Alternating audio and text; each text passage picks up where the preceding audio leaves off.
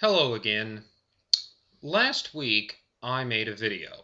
It was about the latest controversy over one of the many objectionable mandates in Obamacare to pervade our public discourse.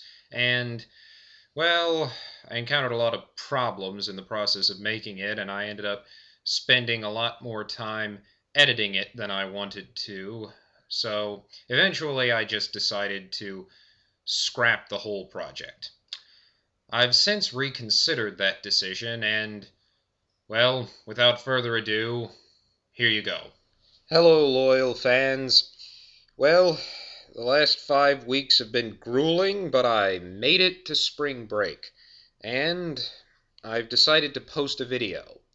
See, this whole contraception, government mandate, regulation, insurance coverage controversy has just sprouted a whole bunch of new controversies that have taken on lives of their own. It's like a soap opera. This saga just keeps going, and new storylines keep developing. And, well, anyway, the latest thing has to do with this Georgetown law student who was. You know what? I'll just let Bill O'Reilly explain it, and then show you the law student's own words.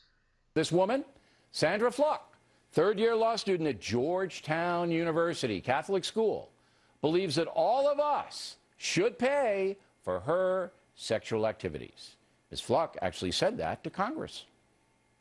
I attend a Jesuit law school that does not provide contraceptive coverage in its student health plan. Without insurance coverage, contraception, as you know, can cost a woman over $3,000 during law school.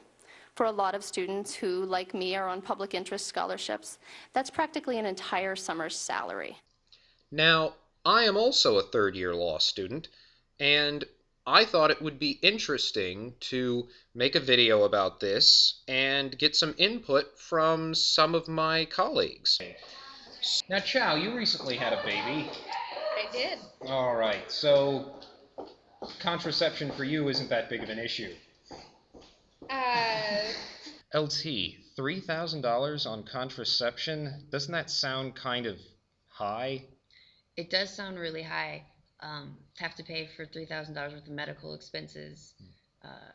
While you're in law school, everything's expensive. But Yeah. at least this girl sounds like she's on a Public interest scholarship. public interest scholarship. So while at the same time it is really expensive, she's getting her education for free. So I don't feel as bad for her when she's on scholarship money, whereas other kids who are paying $1,000 an hour to graduate over like 126 hours over the course of 3 years are paying a lot more than $3,000. So in relativity, if she only has $3,000 debt when she's coming out, I'd say she's still on top. And not to mention an entire summer salary. I would love to make $3,000 over the summer. Most of us have to take unpaid internships. I mean, I love, getting a clerkship, but still, it sounds like, if she's making money while in law school, then I think she's not complaining about the right things. yeah, her priorities are all She's doing a screwed lot up. better than some of us. Yeah. So I actually have my health insurance through my husband's job, which provides great health coverage because it's a Time Warner Cable or Warner Brothers. They own CNN, they own a conglomerate of news, AOL. So we have a great program, but I still think it's important that they provide contraception. I'm on that side of things. Now, so let me ask you this. It's important that they provide contraception. Should they be compelled to by the government? If they want to participate in government-funded programs, then yeah. If you don't want to provide contraception, then don't use the federal programs that require you to provide contraception. It's an easy solution, right? It is an easy solution. Now, this young woman, Sandra Fluke, caught the attention of many people around the country, including one Rush Limbaugh. What does it say about the college co-ed Susan Fluke, who goes before a congressional committee and essentially says that she must be paid to have sex? What does that make her? It makes her a slut, right? Makes her a prostitute. She wants to be paid to have sex. You know, Lauren, what struck me about that was that Rush violated one of the first rules of oral advocacy they teach us in practice court, which is never state your ultimate conclusion before the jury. You want them to draw that conclusion. He should have just stopped after, what does that make her? I agree. It's not very effective to state your conclusion, beating your audience over the head with it. Yeah. It's not a choice for them anymore. I just have to interject here. He could have made the same point if he had said exactly what he had said and then stopped right after, what does that make her? Then his audience would have drawn the same conclusion that he did, probably, and we could have avoided all this ridiculous controversy. All right, now where were we? You know, LT, I think some people are kind of, I don't know that Sandra Fluke had a right to be offended by that. If you play the tape, then he was clearly referring to someone named Susan Fluke. Well, yeah, I mean, I guess unless everyone at her school knows that somehow her, then I wouldn't think she would have a right to complain. But she'd probably be pretty full of herself if she is for sure that Sandra Fluke is referring to her. We actually shot that last clip in the PC room, which is the giant classroom on the second floor where the practice court lectures take place. There are also 4 courtrooms in the building that we use for advocacy exercises. But Limbaugh, of course, apologized for those remarks, and one of the things I wanted to highlight in this video is how absurd some of the reactions to his remarks were, even after he apologized. Take a look at this clip from The Last Word with Lawrence O'Donnell. This kind of slut-shaming, as Crystal Ball has called it, this kind of, objectifying and making this about sex is really disgusting. And that's what people are reacting to. And it is great. I think a lot of women appreciate the fact that men are coming forward on this as well. Because, for Mitt Romney, I mean, I'm sorry, he has granddaughters. He's got sons who are married to women. He's married to a woman. He missed the opportunity to do the one thing that has eluded him all campaign, that is to get respect. If he would have stood up to Rush Limbaugh, I guarantee you people would respect him for that. He was too much of a coward to do it. How stupid is that? Oh, God. Oh, and check this out. Karen, to your point on Romney, how easy would it have been for him to say, this is a horrible thing to say? What he came up with was, I wouldn't have used those words. Now, when you say I wouldn't use those words, you're saying I completely accept the concept all the way through. Absolutely, and I think as the poll numbers show, women know that code. We know that code when you say, humana, and don't really have an answer. I want to take this to a very personal level for a moment. Yesterday I was in Selma on the Edmund Pettus Bridge with John Lewis.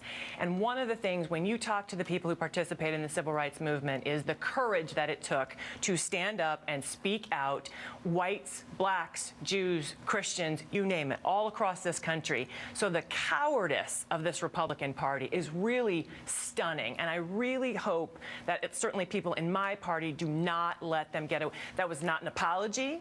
You see the right wing now coming to, his defense. Everybody from Bill O'Reilly to, Red State. And it's really disgusting. And we cannot be silent. And the Republicans who are staying silent are endorsing that behavior the same way that when they were silent, they endorsed the birther controversy, for goodness sakes. Yeah. And I think it's worth noting the... So, Mike, how crazy is that? Now it's the responsibility of the Republican presidential candidates to renounce every crazy thing that's said by someone on the right? Well, it's something when it becomes a matter of public concern. I think that's what she's saying. But Mike, that once something becomes a matter of public concern, it's the job of someone who potentially could be president someday to respond to it. No, I get that, but as we discussed in civil liberties, nearly everything can be, you can make nearly everything into a matter of public concern. And I mean, this whole thing, isn't this kind of the same guilt by association thing that the left accused the right of doing with Barack Obama and Reverend Wright and Bill Ayers? And Absolutely. so The Republican Party isn't above doing exactly what they condemn. But in this case, it's the roles are Or vice reversed. versa. Yeah. So, one thing I forgot to bring up when I was discussing this issue with my friends was that a lot of people were suggesting, or just flat out saying, that the only reason Rush apologized was because a bunch of his sponsors had dropped him. And I frankly think that's just absurd. They don't know what his motivation for apologizing was, unless, of course, he said something.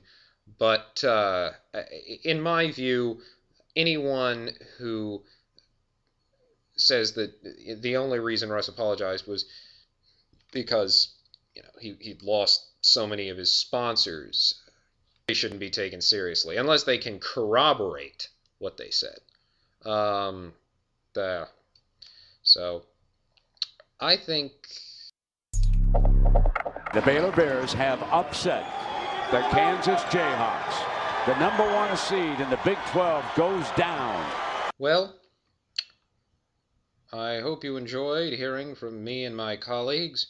Got a diverse range of viewpoints there, I thought. And I don't know when I'll post another video, but do check out my blog. There's a lot of old posts on my blog that I thought were pretty good, and that I'd love for you to check out and post a comment if you have something insightful to say, a question, or anything.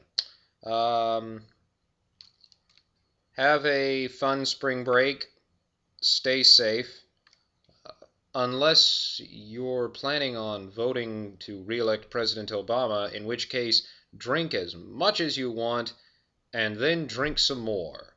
And if you're going to the beach, then why not try and swim as far as you can out into the ocean until you just feel totally exhausted and then try and swim back. Just a thought. Anyway, that's all for now. And until next time, don't mess with the right-wing genius.